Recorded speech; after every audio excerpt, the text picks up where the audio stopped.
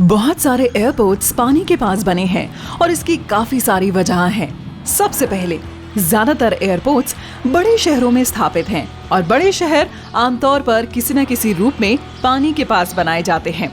पुराने जमाने में ट्रकों के आने और अच्छी सड़कें बनाए जाने से पहले सामान जहाजों से ले जाया जाता था। शहर में खाने का सामान और बिल्डिंग मटेरियल जैसी जरूरी चीजें डिलीवर करने के लिए नदी या समुद्र का पास होना खास होता था। इससे ट्रेडिंग की सुविधा भी बढ़ती है और लोकल इकोनॉमी को बढ़ावा भी मिलता है। क्योंकि ज्यादातर लोग बिजनेस और छुट्टियों के लिए ग्रामीण इलाकों की बजाय बड़े शहर में जाते हैं, इसीलिए वहाँ एयरपोर्ट्स बनाना समझदारी वाली बात है। ट्रैवल की ज्यादा मांग का मतलब ये था कि एयरपोर्ट्स की जरूरत थी और इसने उन्हें फायदेमंद भी बना दिया। लेकिन यही एकमात्र कारण नहीं है एयरपोर्ट पानी के पास बनाए जाने का। बड़े शहरों में आमतौर पर बहुत भीड़ होती है और एयरपोर्ट के लिए काफी ज्यादा लैंड की जरूरत होती है। जरा सोचिए, अगर आप न्यूयॉर्क सिटी के बीच एक एयरपोर्ट बनाने के लिए बड़ी जगह खोजने को निकल रहे हैं, ये बेहद नामुमकिन है। पानी के बगल के क्षेत्र आमतौर पर थोड़ा ज्यादा रूरल होते हैं, इसीलिए स्काईस्क्रैपर्स बनाने के लिए शहरों के मुकाबले वहाँ ज्यादा जगह होती है। कुछ देशों ने तो इसे एक कदम आगे बढ़ाया है। असल में जापान में जमीन की काफी कमी है, इसीलिए कंसाई इंटरनेशनल एयरपोर्ट बनाने के लिए ओसाका के आर्किटेक्ट्स ने मैन मेड आइलैंड बनाने के लिए ओसाका बे में 3 मील की दूरी तय की। आर्टिफिशियल आइलैंड 4 किलोमीटर लंबा और 2.5 किलोमीटर चौड़ा है। ये इतना बड़ा है कि इसे अंतरिक्ष से भी देखा जा सकता है। इसे पूरा होने में 48 महीने का समय लगा और ट्रैवलर्स कार, रेल रोड या हाई स्पीड फेरी से होन्शु के मुख्य द्वीप तक जा सकते हैं। कंसाई इंटरनेशनल एयरपोर्ट 1994 में खुला और समुद्र पर बनने वाला दुनिया का पहला एयरपोर्ट बन गया। अपनी लोकेशन के बावजूद इसका दुनिया का सबसे लंबा एयरपोर्ट टर्मिनल है, जिसकी लंबाई 1.6 किलोमीटर से भी कम है। लैंडिंग के समय हवाई जहाज के आसपास कोई बाधा नहीं होनी चाहिए। बाधाओं के साथ प्लेन को लैंड कराना काफी मुश्किल होगा। इनमें पेड़, पहाड़, इमारतें और पावर लाइंस शामिल हैं। पानी के ऊपर प्लेन्स को टेक ऑफ और लैंड करने में कुछ भी नहीं रोकता, जिससे ये ज्यादा सेफ हो जाते हैं। पहाड़ी द्वीपों पर रनवे अक्सर समुद्र के पैरेलल होते हैं, क्योंकि पहाड़ इनलैंड होते हैं। कैनरी आइलैंड्स में से एक पर स्थित ग्रैंड कैनरिया एयरपोर्ट की तरह ये सुरक्षा कारणों से भी जुड़ा हुआ है। यदि किसी प्लेन को रनवे लैंडिंग कैंसिल करनी पड़ती है और फिर से वापस जाना पड़ता है, तो उसके लिए काफी जगह होनी चाहिए ताकि वो बिना किसी चीज से टकराए सेफली ऐसा कर सकें। इसके अंदर बैठे यात्रियों के लिए समस्या पैदा करने से बचने के लिए एक सेफ एंगल पर वापस हवा में जाने लायक होना चाहिए।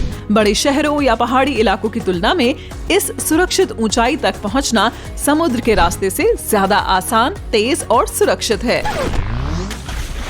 फेल लैंडिंग की बात करें तो पायलटों को टेक ऑफ पर इंजन फेल होने से डील करने के लिए ट्रेन किया जाता है। यदि कोई प्लेन टेक ऑफ के लिए सही स्पीड तक पहुंचता है तो उसे रनवे से बाहर जाना पड़ता है, भले ही एक इंजन फेल हो जाए। लेकिन चिंता ना करें, प्लेन अभी भी केवल एक इंजन के साथ उड़ सकते हैं। इसके लिए बस थोड़ी मेहनत की जरूरत है। कम क्षमता के कारण इसे सही ऊंचाई तक पहुंचने में ज्यादा वक्त लगता है और टेक ऑफ के लिए ज्यादा जगह की जरूरत होती है। समुद्र की ओर टेक ऑफ करने से किसी भी बाधा से टकराने की चिंता किए बिना सुरक्षित ऊंचाई पर चढ़ना आसान हो जाता है।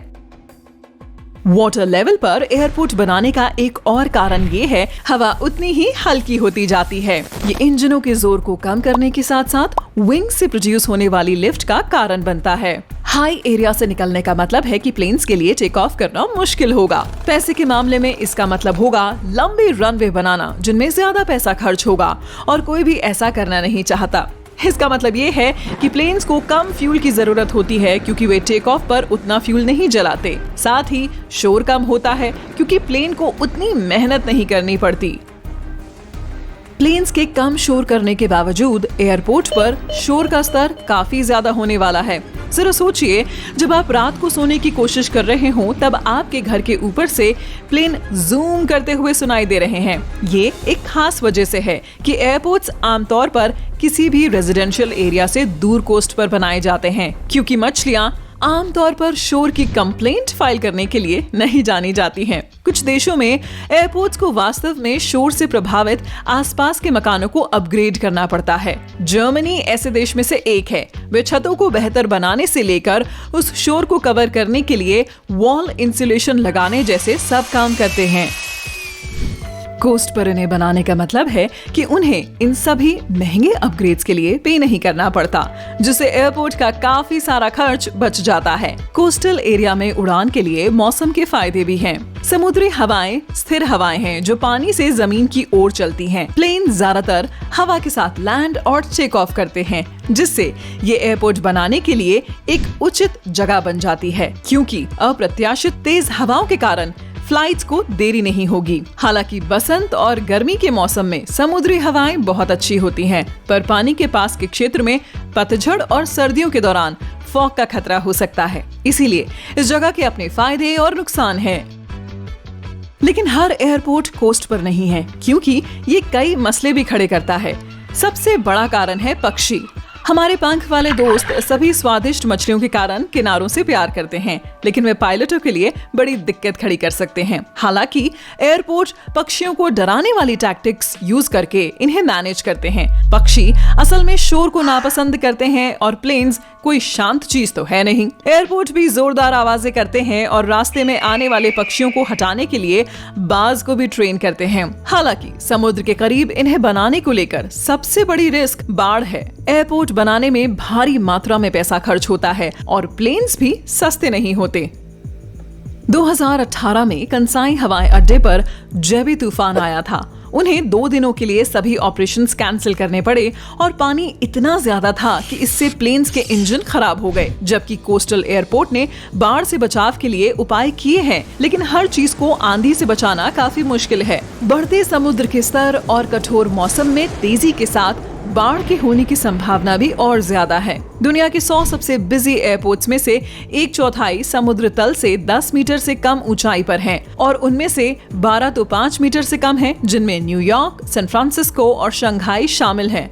ओह, पानी एक और दिक्कत खड़ी करता है। यदि प्लेन रनवे को ओवरशूट करते हैं तो उनके पास जाने के लिए आगे कोई जगह नहीं बचती। ओवरशूटिंग आमतौर पर तब होती है जब पायलट रनवे की लेंथ को अंडर एस्टिमेट कर लेता है और टाइम पर टेक ऑफ स्पीड तक नहीं पहुंचता। आमतौर पर एयरपोर्ट जमीन पर होते हैं तो प्लेन कंक्रीट या घास के अतिरिक्त हिस्सों पर चल सकते हैं। ऐसे में प्लेन को थोड़ा नुकसान होगा, लेकिन कुछ बड़ा नुकसान नहीं होगा। लेकिन कोस्टल एयरपोर्ट के साथ प्लेन सीधे पानी में जा सकता है।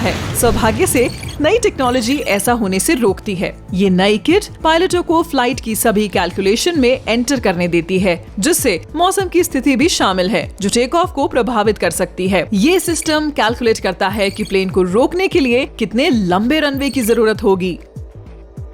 पानी से होने वाले नुकसान से बचने के लिए कई एयरपोर्ट्स ने रनवे के लास्ट में सॉफ्ट कंक्रीट भी डाला है। जब प्लेन इस सॉफ्ट कंक्रीट पर ग्लाइड करता है तो वे फंस जाते हैं और उन्हें ये बहुत आगे ट्रैवल करने से रोक देता है। पानी के बगल में एयरपोर्ट बनाने के लिए कई फाइनेंशियल मुद्दे भी हैं। कोस्ट या झीलों के बगल में लैंड रेट आमतौर पर डिमांड के कारण मेन लैंड से ज्यादा होती है। जैसे अमेरिका की 40% आबादी कोस्टल एरिया में रहती है, बावजूद इसके कि अमेरिका के टोटल लैंड मास का लगभग 10% कोस्टल एरिया है। एयरपोर्ट बनाने के लिए फ्लैट जमीन की जरूरत होती है, लेकिन इसे खोजना हमेशा आसान नहीं होता और कोस्टल लैंड रेत की स्थित और दलदली भूमि के कारण विशेष समस्याएं पैदा कर सकती है। लेकिन इसका मतलब ये नहीं है कि ये संभव नहीं है। दुनिया के सबसे मशहूर एयरपोर्ट्स में से एक न्यूयॉर्क का JFK दलदली भूमि पर बनाया गया था। भूमि सामान्य से बहुत सस्ती थी और दलदली भूमि का असल में बहुत ज्यादा इस्तेमाल नहीं किया जा सकता है। बेशक भारी लोड झेलने के लिए जमीन को उचित बनाने में बहुत पैसा खर्च हो सकता है, लेकिन ये सब सॉल्व कर लिया गया। दुनिया के सबसे प्रसिद्ध शहरों में से एक के करीब इतना बड़ा एरिया खोजना एक बहुत ही रेयर था, भले ही वो दलदली जमीन हो।